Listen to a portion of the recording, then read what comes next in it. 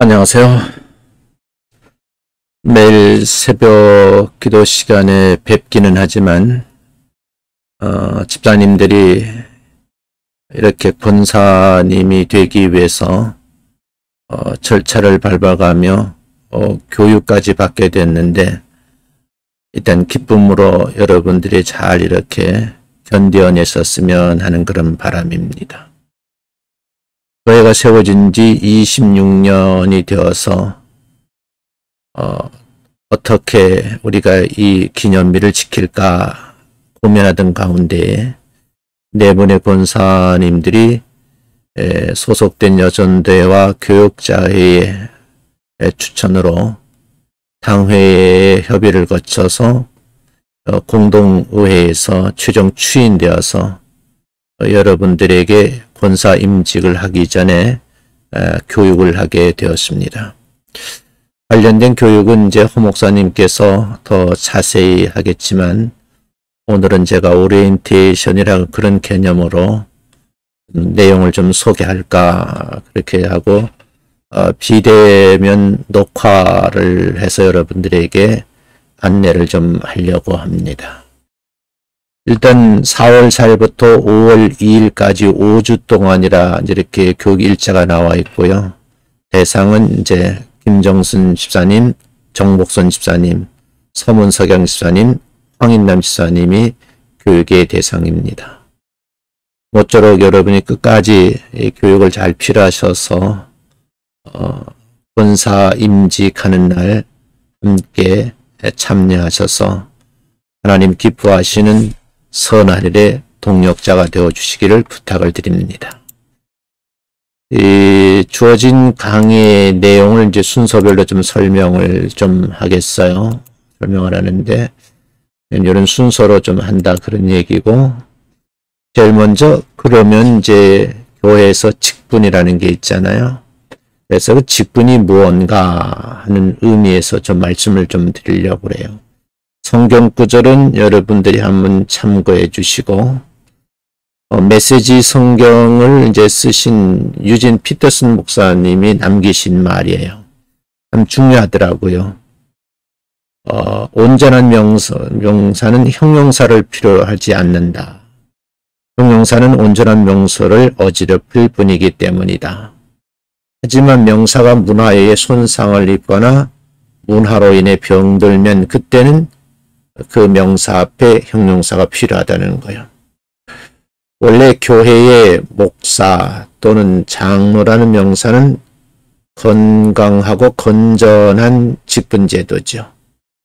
또 활기차고 건강한 명사 따로 명사를 강화시킬 형용사의 사용이 필요 없었어요. 그러나 이제는 그런 형용사가 절실히 요구되는 현실이다. 이제는 그냥 목사, 장로, 권사라고 말할 수 없고, 그 앞에는 좀 괜찮은 분, 가짜가 아닌 분, 상식이 통하는 목사님, 권사님, 장로님이라는 형용사가 붙어야 하는 그런 안타까운 현실이라는 거예요. 제 주변에도 보면 제가 가끔 설교를 하지만 어떻게 보면은 목사라고 하는 그 성직을 맡음에 있어서 과정을 제대로 이수하지 않은 분들이 계셔요. 저희가 신학 공부할 때만 해도 신학대학 4년만 공부하면 절차를 밟아서 강도사고시 패스하고 또 교육을 받고, 또 전도사로서의 또 2년 교육, 또 강도사로서 또 1년 교육, 목사로서 1년 교육, 이렇게 교육을 받고 보통이 6년에서 8년 사이에 목사 안수를 받게 되었거든요. 근데 참 안타까운 일인 것은 이렇게 정상적인 절차를 밟지 않은 분들이 있는 것 같아서 속이 상하기도 해요. 저희 시대가 끝나고 그 다음 제 시대는 이제는 일반 대학이나 신학대학을 나온 후에 신학대학원을 3년 이상 공부하고 졸업하신 분들에게 안수를 주는 이제 그렇게 제도가 좀 더 강화되었죠. 자, 이런 이제 내용이 필요한 이유에 대해서 설명을 드렸어요. 그러나 이렇게 형용사를 붙여야 하는 슬픈 것이 이제 현실이라는 거죠. 왜 그렇게 되었을까? 교회가 그 의미를, 교회 안의 직분자들이 그 올바른 의미를 잘 몰랐기 때문이 아닐까. 사실 이 땅에 교회가 많지요. 그 교회 안에는 직분이 구분되어 있고 어떤 분에게는 목사로, 어떤 분들에게는 장로님으로, 어떤 분들은 권사님으로 이렇게 임직을 하죠. 그러면 그 직분 맡은 분들이 무슨 일을 하는 것일까? 왜 이런 직분을 주셨을까? 정확히 알지 못하고 있는 것이 현실이라는 거예요. 그래서 우리 교회도 오늘 직분자를 세우기 위해서 여전도의 추천 과정과 교육자의 의견을 거쳐서 당회에서 심의하고 적격자들을 공동의회 안건으로 상정을 해서 이제 내부는 신임을 받으셨어요. 직분자 숫자를 늘리는 것보다는 직분자의 의미를 바로 알고 그리고 이 직분을 좀 감당하는 것이 더 중요하지 않겠는가 하는 의미에서 제가 1차 이렇게 비대면 강의를 하게 되었어요. 그러면 왜 하나님께서 이런 제도를 통해서 우리에게 직분을 주셨을까? 그 목적에 대해서 세상에는 각 영역에 수많은 직분들이 있는데 그 직분들의 목적은 무엇일까요? 공동체죠. 사회를 이루며 살아가는 이들에게 좀 더 편안하고 삶의 질을 높이기 위해서 서로에게 자기 이익을 추구하며 함께 살아가는 사람들 간에 갈등이 생기면 그걸 조정하고 서로 상보상조하며 살게 해주는 그런 제도 중에 하나입니다.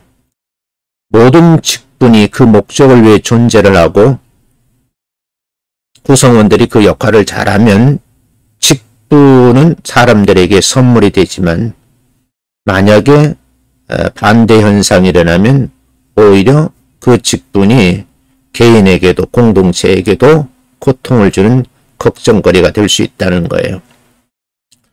세상에서 그 직분이 선물이 되기도 하지만 고통이 된다 하는 이 말을 제가 하는 것은 성직이라고는 하나님의 부르심을 받은 이 직분이 여러분에게는 선물이 되어야 되지 고통이 되어서는 안 된다는 거예요. 제가 26년 전에 교회를 세우고 개척 멤버들하고 이렇게 지금까지 지내오면서 저는 기성교에서 탑습하던 그런 일을 하지 않으려고 몸부림을 쳤어요. 실제 교회의 장로님들을 세우고 권사님들을 세우고 안수시장을 세울 때 단 한 번도 성직을 기준으로 해서 헌금을 요구한 적도 없어요. 여러분 네 분도 이 교육을 받으면서 고민하지 않았으면 좋겠어요. 하나님 앞에 부름을 받았는데 앞으로 계속 해야 할 일들이 많은데 그 수고로움에 오히려 교회는 감사하고 담임 목사님과 또 허목사님 이 목양을 맡은 저희들은 권사님들이 이렇게 부름을 받고 성직이라고 하는 이 여성들에게 주는 권사직을 감당함에 있어서 오히려 격려하고 또 위로해드리고 일을 잘할 수 있도록 도와드리고 싶지 물질적인 그런 부담을 드리고 싶지는 않다는 거예요. 그래서 여러분들에게 그 임직을 하면서 경제적인 부담은 갖지 않으셨으면 좋겠다. 이것이 여러분들에게 어떻게 들렸는지 모르지만 지금은 코로나19로 인해서 어차피 여러분들이 많은 사람들이 모여서 식사를 하거나 이렇게 할 수가 없는 상황이에요. 그래서 경제적인 비용은 그렇게 많이 들 것 같지를 않을 것 같아요. 그래서 부담 없이 기도하시면서 미래에 내가 우리 밝은빛 전원께 기도의 어머니로서 권사님으로서 내가 어떤 역할을 해야 될까 그런 거룩한 고민을 하는 오히려 그런 시간을 가져주셨으면 좋겠다는 생각을 해요. 세상에 여러 직분들이 사람들이 사회를 이루고 살아가도록 돕는 데 필요하지만 그 직분들로는 충분하지 않을 수도 있어요. 그 직분들은 세상에 어떻게 살도록 도와주는지, 세상에서 구원을 얻게 하지는 못하잖아요. 그런데 우리가 맡은 직분은 다르다는 거예요. 이 세상을 살아가는데 하나님의 도우심, 이걸 일반 은총이라 그러거든요. 구원을 얻도록 돕는 특별 은총을 우리가 누림에 있어서 각자의 역할이 중요하고 그 역할을 감당하는 분들이 계셔야 된다는 거예요. 그러면 세상에서 사람들이 살도록 돕는 이 특별 은총은 무엇일까? 구약교회를 먼저 보죠. 구약시대는 하나님이 이스라엘 백성들을 구약의 교회로 세우셨어요. 교회라고 해서 말씀드리지만 우리가 말했을 때 교회 그러면 보이는 건물이 아니에요. 우리 교회가 뭐 지하 1층, 지상 4층 이루어져 있다 가지고 그 건물 자체는 예배당인 거예요. 예배당은 성도들이 모여서 예배를 드리기 위한 공간일 뿐이에요. 건물일 뿐이라고요. 그 공간 안에 모여있는 권사님들, 목사님들, 장로님들, 집사님들, 여기 집사님은 안수 집사님을 말하는 거예요. 서리 집사님도 있죠. 평신도 있어요. 이런 분들이 모여있는 한 사람 한 사람이 모인 공동체를 교회라고 부르는 거예요. 그들을 세상에서 택하신 목적, 구원하신 목적이 뭐냐?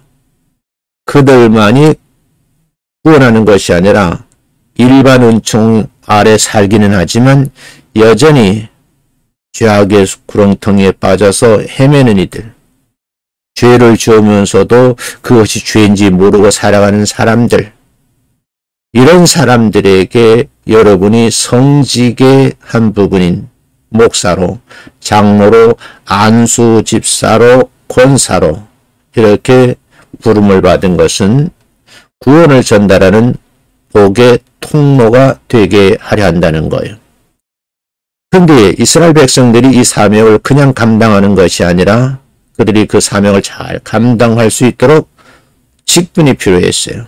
그래서 그 직분자들이 구약에 소개되는데 어떤 이는 왕으로, 어떤 이는 제사장으로, 어떤 이는 선지자로 세움을 받은 거예요.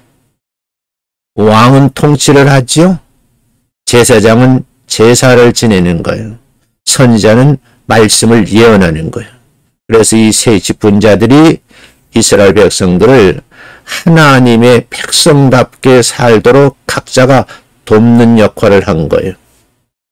그렇게 세워진 하나님의 백성들은 나중에 세상 사람들이 하나님의 통치 아래 살도록 돕는 역할을 하는 거예요. 여러분과 제가 교회 안에서 많은 사람들에게 역할을 하는데 헬퍼 역할을 하는 거예요.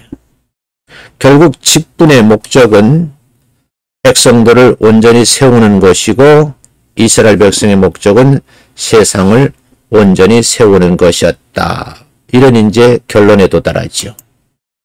그럼 신약교회는 어떠했는가? 신약교회도 동일합니다. 하나님이 성도들을 세상에서 불러내어서 구원하셨잖아요. 그들이 모여있는 것이 교회라 그랬잖아요. 그렇게 구원하신 목적은 우리들만, 오늘 권사임직을 받는 여러분들만이 구원받으려 하는 것이 아니고 세상 속에서 하나님의 나라를 보여주는 삶을 사셔야 되는데 눈의 강조드리지만 빛과 소금의 역할을 감당하셔야 된다는 거예요. 그런데 세상 사람들은 돕는 직분의 역할을 감당하는 것은 어쩌면 저절로 되는 것이 아니라 그렇게 될 수 있도록 돕는 사람들이 있어서 오늘의 내가 존재하는 거예요. 저 같은 무지랭이 같은 사람이 공부를 하고 목사가 돼서 이렇게 교회를 이끌어가는 데 있어서 혼자 잘나서 똑똑해서 된 것이 아니라 하나님의 오면 섭리가 있는 거예요. 어쩌면 같은 사람을 이렇게 목사로 잘 섬겨주시고 저는 새벽마다 엎드려서 성도들 가슴에 품고 기도할 수 있는 것은 세상 사람들이 할 수 없는 아주 소중한 임무고 소중한 직분을 감당하고 있다. 저는 그렇게 생각을 하는 거예요. 목사가 되어서 가장 행복한 시간은 새벽 3시 반이면 일어나서 건강이 허락하는 난 교회 와서 내가 성경을 펴놓고 엎드려 있는 시간이 가장 행복한 시간이고 입을 열어서 성도들의 이름을 불러가면서 기도하는 시간이 가장 좋은 시간이라는 거예요. 저는 이 업무를, 이 귀한 사역을 이제 시간이 흘러가면 우리 허 목사님에게 물려주려고 그래요. 세상적인 욕심을 품은 것이 아니라 하나님의 거룩한 욕심을 품고 하나님의 나라가 이루어지기 원하는 마음으로 그런 뜨거운 열정으로 목회 현장에 남아있는 거예요. 저의 심정을 이해하시겠죠? 이처럼 교회에서 허락한 직분의 목적은 교회를 온전히 세우는 거예요. 교회의 목적은 세상을 온전히 세우는 거죠. 이게 어쩌면 수레바퀴와 같은 역할을 하는 거죠. 네 번째, 여기서 보니까 만유의 하나님의 목적 이렇게 써놨는데 오늘 읽은 여러분이 에베소 말씀을 통해서 좀 구체적으로 볼 수 있어요. 하나님도 한 분, 근데 그분을 만유의 아버지라는 표현을 썼고 만유 위에 계시고 만유를 통일하시고 만유 가운데 계신다 그래요. 그게 무슨 말일까요? 지금 여러분과 제가 설교 속에서 많은 들은 내용이지만 다시 한번 확인하는 거예요. 하나님은 어떤 분이실까? 하나님은 한 분이라 그러잖아요. 여기서 숫자적으로 하나란 의미가 아니라 유일하신 참 신이란 뜻이에요. 그분은 만유의 아버지시고 만유 위에 계시고 만유를 통일하시고 만유 안에 계시는 거예요. 구약 성경을 읽어보면 세상을 창조하셨고 초월하실 뿐만 아니라 통치하시고 지금도 내 안에 내재하고 계시는 것이죠. 내 안에 내재하고 계시는 분이 뭐예요? 그게 성령님이라는 거예요.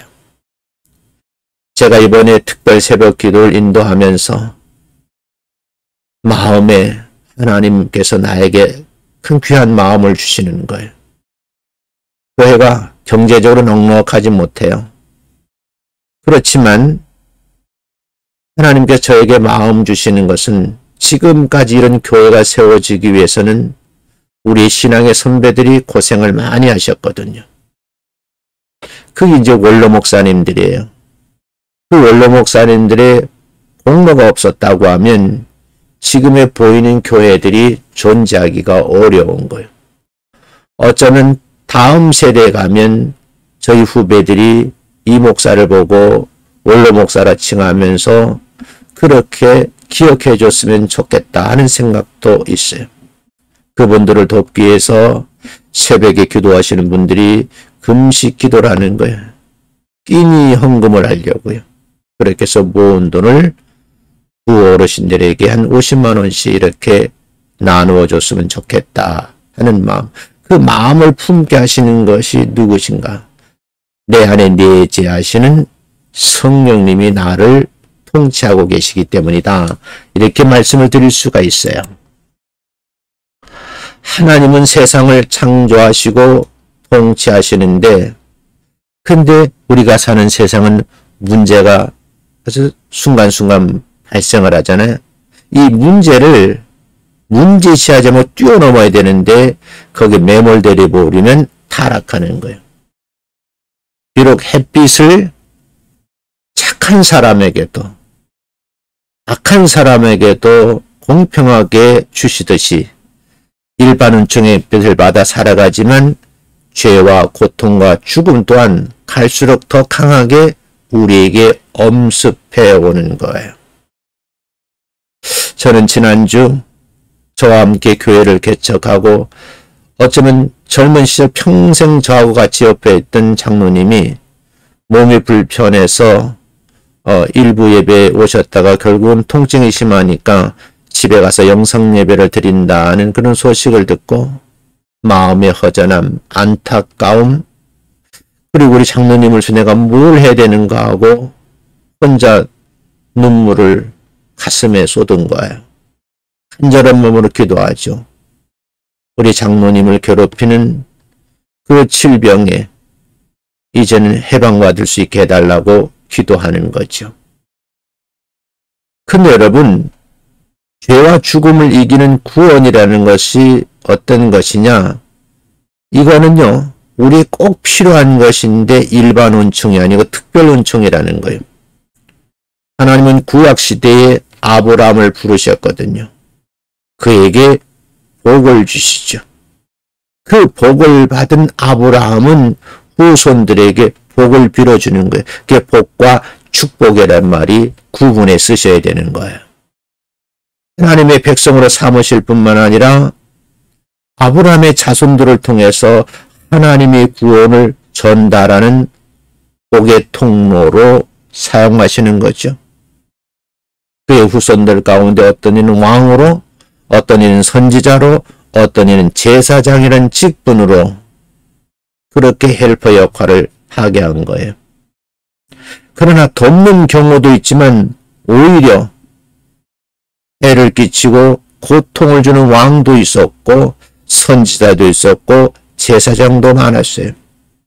결국 그들은 복의 통로로 쓰임을 받아야 되는데 제사장 나라는 역할을 감당해야 되는데 엄밀히 따지면 부분적으로는 할 수 있지만 완전히 이루지는 못했다는 거예요. 그리고 두 번째, 성자 하나님 예수 그리스도.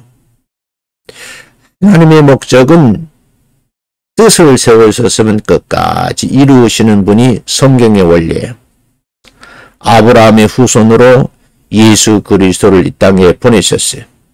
그분은 사명을 온전히 이루신 분이잖아요. 인간의 몸을 입고 이 땅에 하나님과 동등됨을 취하지 아니하시 이 땅에 내려오셔서 친일이 뭘까요? 하나님의 나라의 기쁜 소식, 좋은 소식, 그런 걸 복음이라 해요.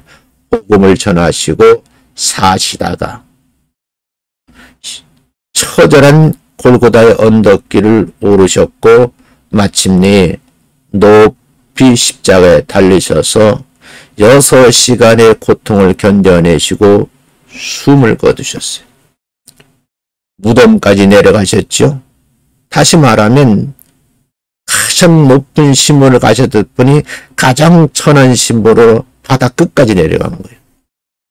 예수님은 참된 왕으로 오셔서 섬김을 다하셨고 참된 선지자로 말씀을 가르쳤고 참된 제사장으로 백성의 죄를 속죄하셨다. 그래서 우리에게 대속의 은총을 베푸르신 거예요. 그래서 예수님은 구약시대에는 왕, 제사장, 선지자를 따로따로 했는데 이 삼직을 온몸으로 감당하신 분이시다. 제가 신학교일 때 전도사 고시, 강도사 고시 이 문제가 꼭 나오더라고요. 예수님의 삼직에 대해 쓰시고 그 내용을 기술하라는 거예요. 예수님은 그 기름 부음 받은 자 그리스도라는 거죠. 여러분 기도하실 때 반드시 뭐요? 주 예수 그리스도의 이름으로 기도합니다. 이렇게 하셔야 돼요. 이렇게 예수님은 그 직분으로 초대교회 성도들을 하나님의 백성들로 세우시려고 그 일을 감당하신 거예요. 제가 사순절 기간 동안에도 새벽기도 인도하고 고난주간에 새벽기도 인도하면서 특히 목요일 아침에 우리 허 목사님이 말해주신 교환을 중심으로 해서 요한복음 10장 18장 1절부터 11절 말씀을 소개해 드렸어요. 그 말씀을 깊이 묵상해 보면 정말 우리 예수님은 대단하신 분이다. 그런 생각을 할 수밖에 없지요. 그 다음에 이제 승천하신 주님이요. 그리고 예수님은 부활하신 후에 하늘로 승천하셨어요. 부활하셔서 하늘을 승천하신 것은 우리 주님이 이 땅에서 저 하늘로 떠나셔서 우리가 이별한 것이라 생각하시면 안 돼요. 승천했다는 것은 그런 의미가 아니라 높은 자리에 오르셨다. 승귀의 신분이 되신 거예요. 왕의 자리에 오르셨다는 뜻이요. 죄와 사망이란 적과 싸워서 이김으로 마침내 온 세상의 왕의 자리에 앉으셨다는 뜻이에요. 그래서 우리는 매주 모여 예배를 드릴 때마다 빼놓지 않고 하는 게 뭐겠어요? 그게 사도신경으로 신앙 고백하는 거예요. 그 신앙 고백하는 내용 중에 십자가에 못 박혀 죽으시고 장사된 지 3일 만에 죽은 자들 가운데서 다시 살아나신 분, 그리고 하늘로 오르셔서 전능하신 아버지 하나님 우편에 앉아 계시다가 그곳에서부터 승천하셨다. 그 말, 우리를 위해서 말할 수 없는 탄식으로 기도하시는 예수님의 모습. 이렇게 승천하신 후에 그러면 어떻게 됐는가? 우리를 떠나 저 멀리 가신 것이 아니라 하나님 보좌 우편에 앉으셨다고 말씀하잖아요. 이 말은 왕의 의자에 앉아서 만유의 주로서 통치하신다. 그런 뜻이에요. 저 여러분 27분 동안 영상 녹화를 떴거든요. 이게 25분 넘어가면 여기 듣기가 불편해요. 그래서 두 번째 시간에 가서 통치의 목적에 대해서 다시 강의를 하겠습니다. 경청해 주셨으면 좋겠어요. 아마 제가 지금 이 녹화 영상은 고화질로 녹화가 됐고 여러분들 보시기에 편하도록 화면에 전체 글을 띄웠어요.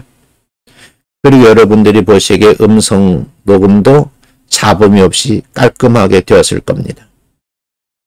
온 교인들하고 이 동영상을 공유를 하려고 그래요. 네 분의 권사님에게 친절한 마음으로 기도해요. 하늘의 신령한 복, 땅의 기름지은 복을 받아 누리시기 위해서 하나님 나라에서 허락하시는 구에 위임된 이 성직을 권사님으로서 잘 감당하셨으면 좋겠어요. 기존에 계신 권사님들과 함께 내물의 권사님이 이젠 엎드려서 더 열심히 기도하는 모습을 보여드리면 이수영 목사와 허겸 목사님은 목회에 더 열심을 낼 수 있고 영적인 파워가 생긴다. 그렇게 생각하고 두 번째 강의 시간에 뵙겠습니다. 수고 많이 하셨어요. 감사드립니다.